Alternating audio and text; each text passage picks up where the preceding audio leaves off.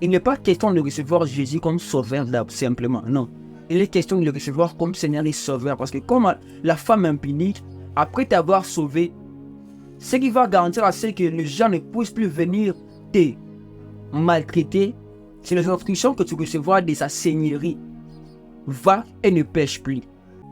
Plusieurs ont reçu Jésus comme Sauveur, mais ils ne l'ont pas reçu comme Seigneur. Je m'explique. Lorsque tu regardes nos églises, tu vas voir une chose. Quand il s'agit du temps de prière de combat, et là, tout le monde est dans le feu.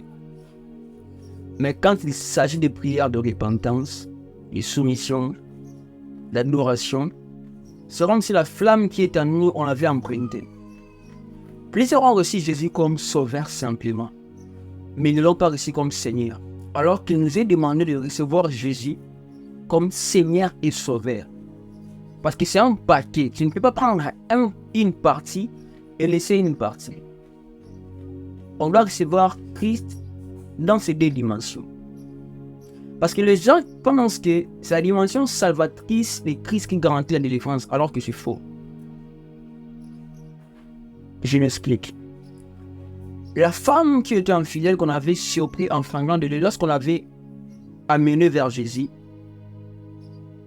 Jésus a dit à ceux qui l'ont amené vers lui que non, s'il y a une personne parmi vous qui n'a pas encore péché, qu'ils soient les premiers à lancer des pierres.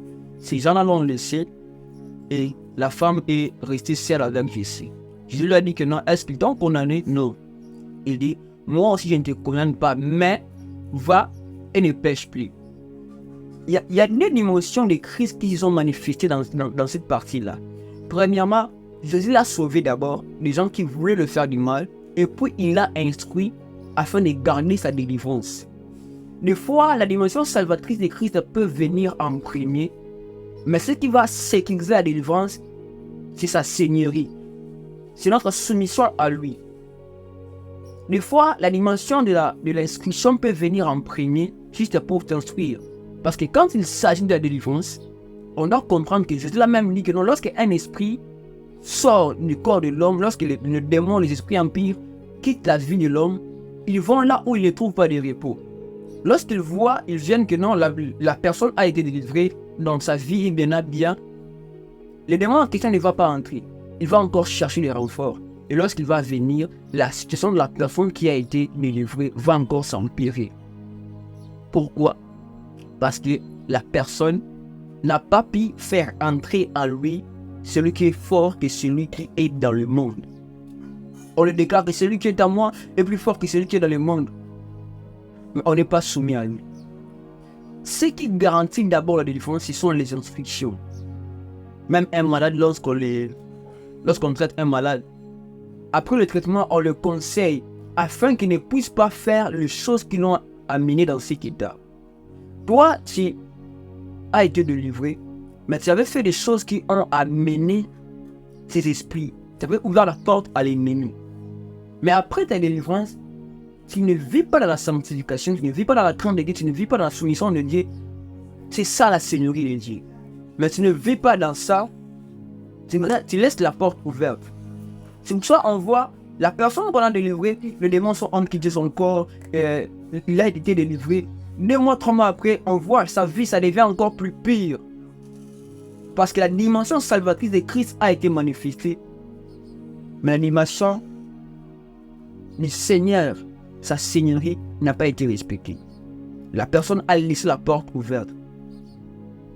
Il n'est pas question de recevoir Jésus comme sauveur simplement, non.